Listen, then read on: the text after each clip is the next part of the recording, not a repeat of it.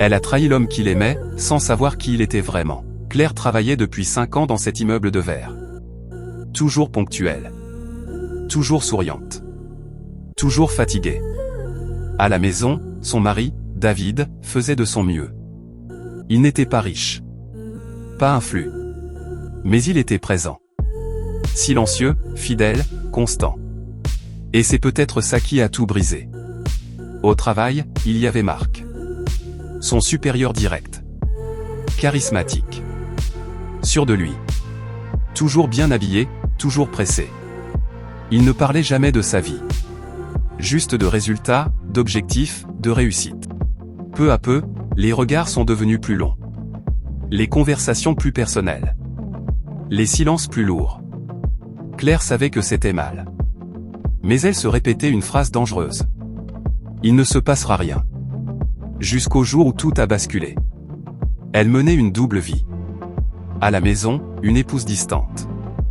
Au travail, une femme qui se sentait enfin vue. Mais ce qu'elle ignorait, c'est que Marc n'était pas qu'un simple patron. Un matin, toute l'entreprise fut convoquée. Salle pleine. Tension inhabituelle. Un homme entra. Costume sobre. Regard calme.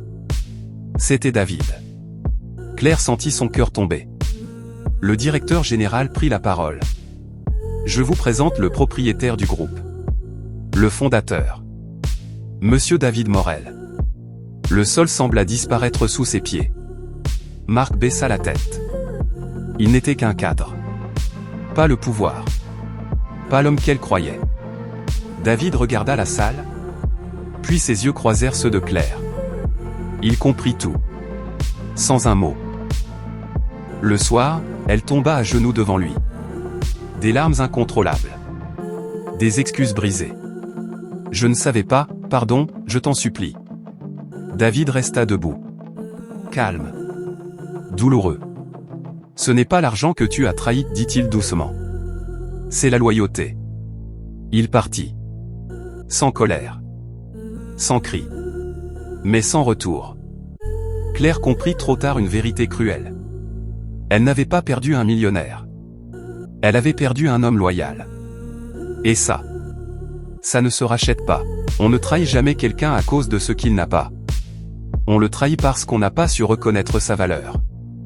Parfois, la vérité arrive trop tard. Et certains pardons ne reviennent jamais.